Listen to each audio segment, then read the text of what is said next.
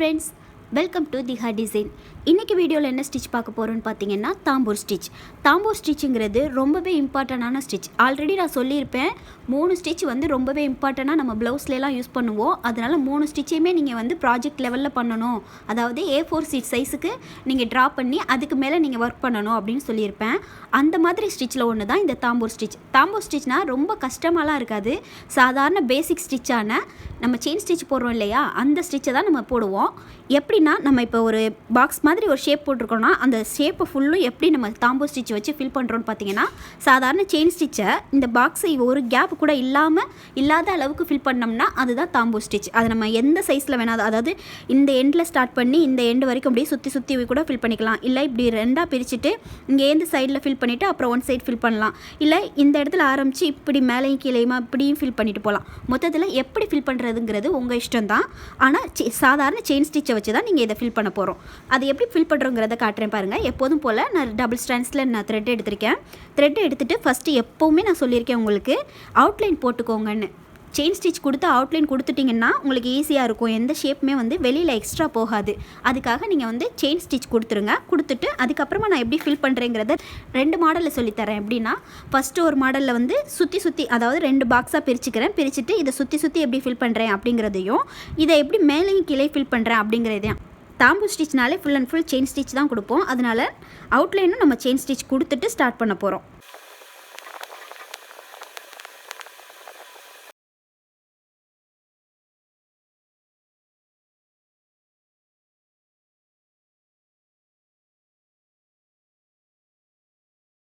இப்போ பார்த்தீங்கன்னா, நான் அவுட்லைன் கொடுத்து முடிச்சிட்டேன். இப்போ தாம்பூர் ஸ்டிச்சை வச்சு எப்படி இந்த பாக்ஸை நான் ஃபில் பண்ணுறேங்கிறத காட்டுறேன்.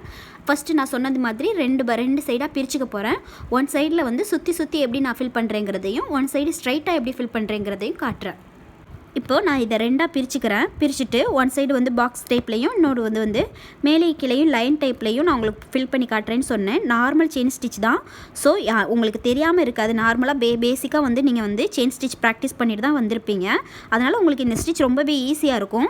பட் இதில் என்ன ஒரு கிரிட்டிக்கல்னு பார்த்தீங்கன்னா, இதை ரொம்பவே மைனூட்டாக ரொம்ப நெருக்கமாக போடணும். இப்போ நீங்கள் எதுக்காவது ஃபேஸ்லாம் ஃபில் பண்ணுறீங்கன்னா இந்த ஸ்டிச்சில் ஃபில் பண்ணிங்கன்னா ரொம்பவே பர்ஃபெக்டாக இருக்கும். மேக்ஸிமமாக வந்து நீங்கள் ப்ரைடல் ப்ளவுஸில் ஏதாவது ஃபில்லிங் பண்ணோம்னா இந்த ஸ்டிச்சு இல்லைன்னா ஃப்ளாட் லோடிங் தாம்பூர் ஸ்டிச் இல்லாமல் லாங் அண்ட் ஷார்ட் ஸ்டிச்சுன்னு ஒரு ஸ்டிச் இருக்கும். அது எப்படின்னா இதே மாதிரி தான், அதில் ஒரு சின்ன மாடிஃபிகேஷன் மட்டும் இருக்கும். அது எப்படிங்கிறத அடுத்த வீடியோவில் சொல்லித்தரேன். அந்த ஸ்டிச்சு, இந்த 3 ஸ்டிச்சையும் தான் மேக்ஸிமம் ஃபில்லிங்க்கு யூஸ் பண்ணுவோம். ஸோ இப்போ வந்து பார்த்திங்கன்னா, நான் ஸ்ட்ரைட்டாக ஒரு லைன் கொடுத்து பிரிச்சுட்டேன். இதில் எப்படி பாக்ஸ் டைப்பில் ஃபில் பண்ணுறேன்னு பாருங்கள். ஃபஸ்ட்டு இந்த இடத்துல இருந்து ஏதாவது ஒரு எண்டு, இந்த இடத்துல ஆரம்பிக்கலாம், இந்த இடத்துல ஆரம்பிக்கலாம், இங்கே ஆரம்பிக்கலாம், எப்படி வேணாலும் ஆரம்பிங்க. நான் இப்போ இந்த எண்ட்லேருந்து ஆரம்பிக்கிறேன். இப்போ பார்த்தீங்கன்னா, நான் இங்கேருந்து ஸ்டார்ட் பண்ணுறேன்னு சொல்லியிருக்கேன். உங்களுக்கு கலர் டிஃப்ரென்ஸ் தெரியணுங்கிறதுக்காக நான் ஜரி த்ரெட்டில் போட்டு காட்டுறேன். நீங்கள் ஆனால் மேக்ஸிமமாக சில்க் த்ரெட்லேயே ப்ராக்டிஸ் பண்ணுங்கள். நான் உங்களுக்கு என்கிட்ட கலர் இல்லை, அதுக்காக நான் ஜரியில் போடுறேன். நெக்ஸ்ட் டைம் இந்த சைடு வேறு கலரில் போட்டு காட்டுறேன். இப்போ பார்த்தீங்கன்னா, இங்கே ஸ்டார்ட் பண்ணிவிட்டு இந்த பாக்ஸ்லேயே சுற்றி நான் போகிறேன் பாருங்கள். எந்த அளவுக்கு நீங்கள் கிட்ட போட முடியுமோ அந்த அளவுக்கு கிட்ட போடணும். சின்ன கேப் கூட இதில் தெரியக்கூடாது. அப்போ தான் அந்த நீங்கள் போடுற அந்த ஃபில்லிங் வந்து பர்ஃபெக்டாக இருக்கும்.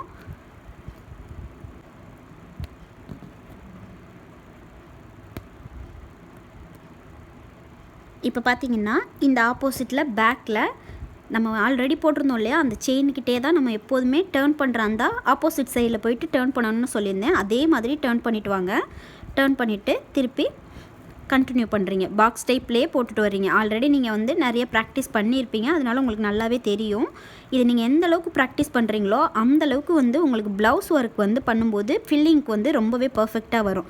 அதனால் நீங்கள் இதை நல்லாவே ப்ராக்டிஸ் பண்ணணும். அதுவும் A4 ஷீட் சைஸில் தான் நீங்கள் வந்து ஒர்க் பண்ணி எனக்கு சென்ட் பண்ணணும். ஏன்னா இது ரொம்ப ரொம்ப ரொம்ப ரொம்ப இம்பார்ட்டண்டான ஸ்டிச்சு. 3 ப்ராஜெக்டில் இதுவும் ஒரு ஸ்டிச்சு. அதனால தான் சொல்கிறேன் இது ரொம்பவே இம்பார்ட்டன்ட்னு. இந்த ஸ்டிச்சை நீங்கள் வந்து A4 ஷீட் சைஸில் ப்ராக்டிஸ் பண்ணிவிட்டு என்னோடய நம்பருக்கு சென்ட் பண்ணுங்கள். நம்மளோட வீடியோவை நீங்கள் இப்போ தான் ஃபஸ்ட் டைம் பார்க்குறீங்கன்னா, நம்மளோட கிளாஸில் ஜாயின் பண்ணணும்னு நினச்சிங்கன்னா மேலே ஸ்க்ரீனில் தெரிகிற வாட்ஸ்அப் நம்பருக்கு காண்டாக்ட் பண்ணுங்கள். இப்போ பார்த்தீங்கன்னா, நான் அந்த அவுட் சைடு, அதாவது பேக்கில் திருப்புவோம் இல்லையா ஆப்போசிட் சைடில், அதுக்கு மட்டும்தான் நான் வெளியில் போகிறேன். மற்றபடி எல்லாமே உள்ளரே தான் போடுறேன். உங்களுக்கு டிஃப்ரெண்ட் தெரியணுங்கிறதுக்காக தான். இங்கே பாருங்கள், இங்கெல்லாம் ஆப்போசிட்டில் நான் வெளியில் போகிறது மட்டும்தான் அந்த சைடில் போயிருக்கேன். உங்களுக்கு தெரியணுங்கிறதுக்காக தான் நான் வேறு டிஃப்ரெண்ட் கலர் வச்சு செஞ்சு காமிச்சிருக்கேன். இப்போ பாருங்கள், நான் இதை ஃபுல்லாக ஃபில் பண்ணிவிட்டு உங்களுக்கு காட்டுறேன் எப்படி இருக்குன்னு. பார்த்தீங்கன்னா இப்போ நான் இந்த இடத்துல ஒரு சின்ன கேப் விட்டு உங்களுக்கு பண்ணி காட்டுறேன். ஆல்ரெடி நம்மளோட வீடியோலாம் நீங்கள் பார்த்துருந்தீங்கனாலே சின்னதாக கேப் இருந்தால் எப்படி அட்ஜஸ்ட் பண்ணணும்னு சொல்லியிருப்பேன். இப்போ மேலே பாருங்கள், இப்போ இங்கே போய்ட்டு ஆப்போசிட் சைடில் குத்தி திருப்புறேன். திருப்பும்போது கொஞ்சம் சின்னதாக கேப் விட்டுடுறேன். இப்போ இங்கே பாருங்கள், இவ்வளோ டிஸ்டன்ஸ் விட்டு நான் உங்களுக்கு செஞ்சு காட்டுறேன். இப்போ இடையில ஒரு லைன் போடுற அளவுக்கு நான் கேப்பை விட்டுட்டேன். ஆனால் இந்தளவுக்கு நீங்கள் தப்பு பண்ண மாட்டீங்க. சப்போஸ் உங்களுக்கு இந்த அளவுக்கு கேப் இருந்தால் கூட நீங்கள் எப்படி அட்ஜஸ்ட் பண்ணணும்னு நான் சொல்லித்தர்றேன். இப்போது திருப்பி அடுத்தடுத்த டேர்னிங்லாம் வந்து உள்ளரே போடணும், திரும்ப வெளியில் போகக்கூடாது. மேலே பார்த்தீங்கன்னா உங்களுக்கு கேப் நிறைய தெரியும். நான் செகண்ட் ரவுண்டில் அதை எப்படி நான் சரி பண்ணுறேங்கிறதையும் நீங்கள் நல்லா கவனிங்க. ஜூம் கூட வச்சு காட்டுறேன் உங்களுக்கு.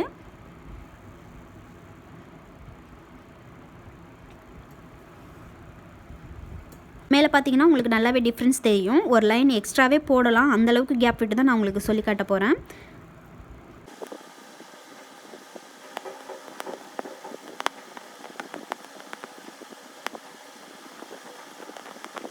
இப்போ பார்த்தீங்கன்னா நான் கிட்ட வந்துட்டேன்.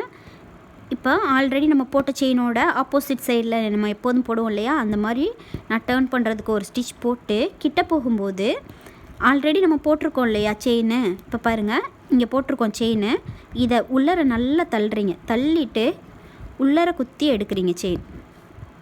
நல்லா கவனிச்சிங்கன்னா தெரியும். நான் ஆல்ரெடி போட்ட செயினை நல்லா கிட்ட உள்ளர தள்ளுறேன். தள்ளிட்டு உள்ளரேந்து ஒரு செயின் எடுக்கிறேன். அந்த மாதிரி எடுக்கும்போது நீங்கள் ஆல்ரெடி போட்டிருப்பீங்க இல்லையா, அந்த செயின் கிட்ட கிட்ட கிட்ட நகர்ந்து வரும். நீங்கள் ஒரு சுற்று போகிட்டு வரையிலே நல்ல டிஃப்ரென்ஸ் தெரியும். ரெண்டாவது சுற்று போனீங்கன்னா அந்த கேப்பே இல்லாத அளவுக்கு நல்ல நெருக்கமாக ஃபினிஷ் ஆகிடும். இந்த மாதிரி தான் நீங்கள் வந்து அந்த கேப்பை வந்து ஃபினிஷ் பண்ணணும். சப்போஸ் உங்களை அறியாமல் கேப் விழுந்துருச்சுன்னா நல்ல நெருக்கமாக ஆல்ரெடி போட்ட ஸ்டிச்சை செயினை உள்ளர தள்ளுறீங்க.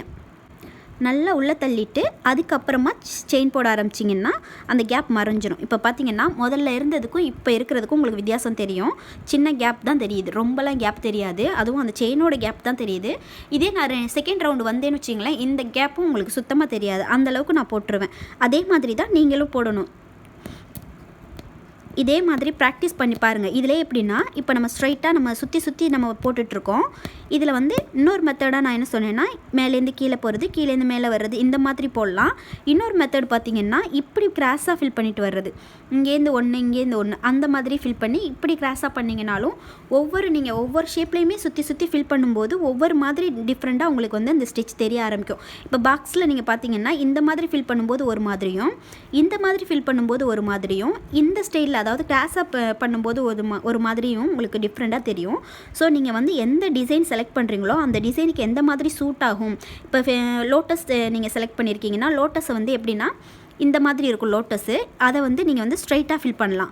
இதே வந்து ஒரு ஃப்ளவர் பெட்டல் இருக்குதுன்னு வச்சுங்களேன், இந்த மாதிரி ஷேப்பில் ஹார்ட் ஷேப்பில் ஒரு பெட்டல் இருக்குன்னா அதை வந்து நீங்கள் எப்படி ஃபில் பண்ணலான்னா இந்த மாதிரி சைடில் கிராஸாக பண்ணிட்டு வந்தீங்கன்னா அது ரொம்பவே அழகாக இருக்கும்.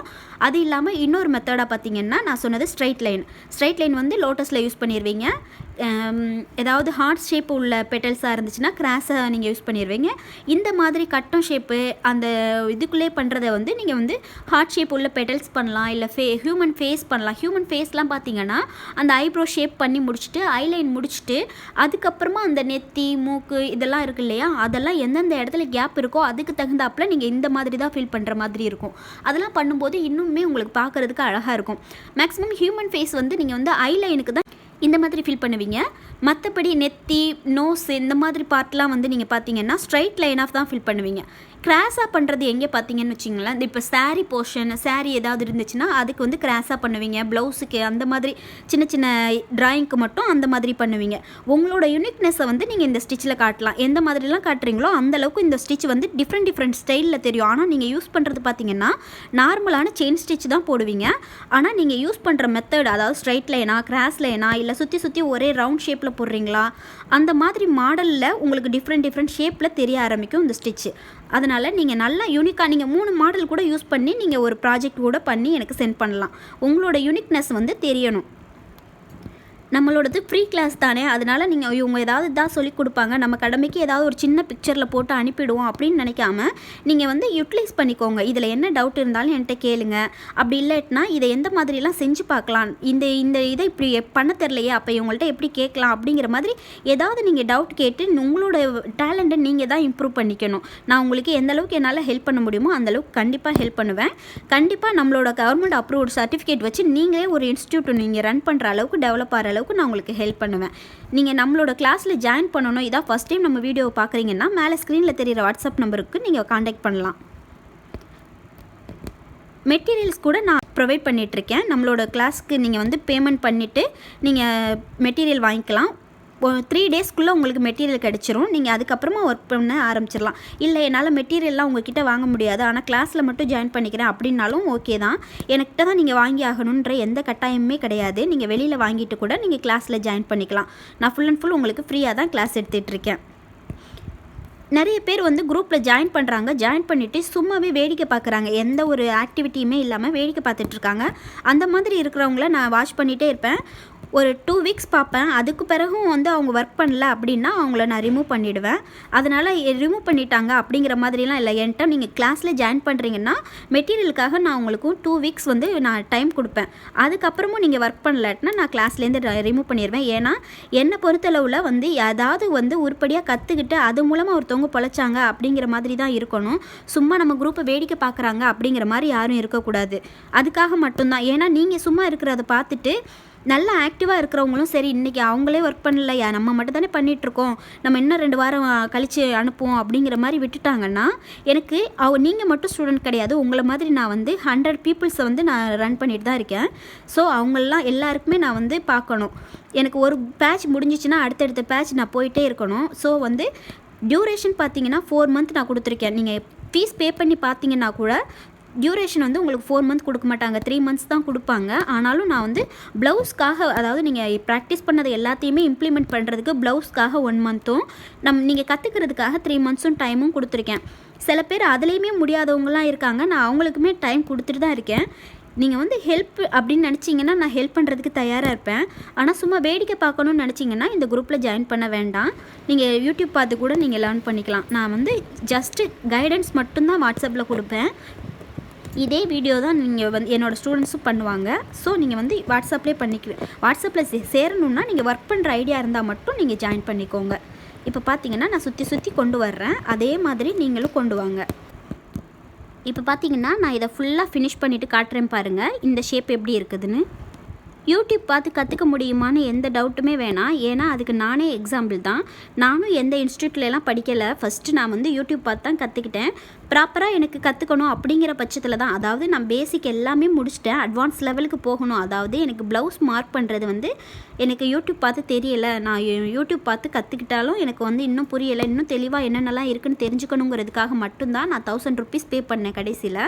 ஆனால் நான் எல்லாமே வந்து மேக்ஸிமமாக எனக்கு வந்து ஒரு ப்ளவுஸே நான் வந்து யூடியூப் பார்த்தே போட ஆரம்பிச்சிட்டேன். நீங்களும் அதே மாதிரி யூடியூப் பார்த்தே கற்றுக்கலாம் கண்டிப்பாக. அதனால் நீங்கள் இந்த கிளாஸை வந்து யூடியூப்லேயே பார்த்து நீங்கள் கற்றுக்கிட்டு ப்ராக்டிஸ் பண்ணி பார்த்துட்டு நீங்கள் வந்து ஏதாவது டவுட் இருந்தால் கூட எனக்கு கேட்கலாம். நீங்கள் மெசேஜில் எனக்கு, அதாவது வாட்ஸ்அப்பில் ஜாயின் பண்ணால் மட்டும்தான் கேட்கணும்னு இல்லை, நீங்கள் யூடியூப் பார்த்து கற்றுக்கிறவங்களா இருந்தால் கமெண்ட்லேயே நீங்கள் உங்களோட டவுட்டை கேளுங்க, நான் கண்டிப்பாக ரிப்ளை பண்ணுவேன். மேக்ஸிமமாக எந்த டவுட் இருந்தாலும் பின்ட்ரெஸ்ட்னு ஒரு ஆப் இருக்குது. நீங்கள் ஆரியை பொறுத்தளவில் பின்ட்ரெஸ்ட் ஆப்பில் நீங்கள் என்னென்ன ஸ்டிச்சு நேம் போடுறீங்களோ அது ரிலேட்டடாக உங்களுக்கு A to Z வந்து அதுவே காமிச்சிரும். நீங்கள் அதிலே உங்களுக்கு நிறைய ஐடியா கிடைக்கும். இப்போ நீங்கள் தாம்பூ ஸ்டிச்சுன்னு போட்டிங்கன்னா என்னென்ன மாதிரி பிக்சர்லாம் வந்து ஸ்டூடெண்ட்ஸ் ஒர்க் பண்ணியிருக்காங்க, அதில் எப்படிலாம் வந்து யூட்டிலைஸ் பண்ணியிருக்காங்க அப்படிங்கிறது உங்களுக்கு தெளிவாக புரியும். அதுலேருந்தே உங்களுக்கு நிறைய ஐடியா கிடைக்கும். அதை வச்சு நீங்கள் வந்து ஒர்க் பண்ண ஆரம்பிச்சிடலாம். ஸோ யூடியூப்பை பார்த்து கற்றுக்கிறவங்க பின்ட்ரெஸ்ட் ஆப்பை யூஸ் பண்ணி பாருங்கள். அது மீறி உங்களுக்கு ஏதாவது டவுட் இருந்துச்சுன்னா கண்டிப்பாக கமெண்ட்டில் கேளுங்க, நான் டவுட்டை கிளியர் பண்ணுறேன். நம்மளுக்கு ஷேப் வர்றதை விட அது எந்த சைடெலாம் வளையுதுங்கிறது தான் முக்கியம். ஏதாவது ஒரு சைடில் போய் நின்றுச்சுன்னா நீங்கள் அந்த இடத்துல லாக் பண்ணிவிட்டு திருப்பி வேறு சைட்லேருந்து கூட கண்டினியூ பண்ணலாம். இப்போ பார்த்தீங்கன்னா நான் பாக்ஸ் ஷேப்பில் ஃபில் பண்ணியிருக்கேன். அடுத்ததாக ஸ்ட்ரைட் லைனில் எப்படி ஃபில் பண்ணுறேன், இல்லைனா கிராஸாக எப்படி ஃபில் பண்ணுறேன்றது காட்டுறேன் பாருங்கள். ஃபஸ்ட்டு கிராஸாக உங்களுக்கு சொல்லி காட்டுறேன். அவுட்லைன்லேருந்து ஒரு செயின் எடுப்பீங்க, இந்த சைடு போயிட்டு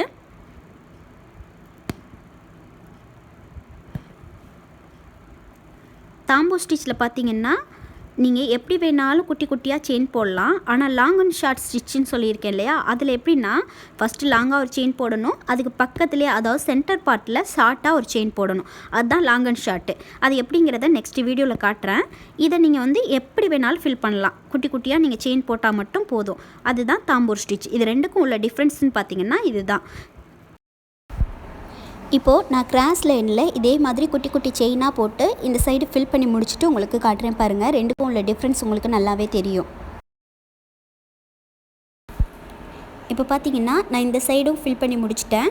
ரெண்டுக்கும் உள்ள டிஃப்ரென்ஸ் உங்களுக்கு நல்லாவே தெரியும். பாக்ஸாக சுற்றி போட்டிருக்கிறது ஒரு ஷேப்லையும், கிராஸாக போட்டிருக்கிறது ஒரு ஷேப்லையும் தெரியும். இந்த மாதிரி நீங்கள் டிஃப்ரெண்ட் ஷேப்பில் நீங்கள் ப்ராக்டிஸ் பண்ணி பார்த்துட்டு ஒரு A4 ஷீட் சைஸுக்கு ஒரு ப்ராஜெக்ட் ஒர்க் பண்ணி என்னோடய வாட்ஸ்அப் நம்பருக்கு நீங்கள் சென்ட் பண்ணுங்கள்.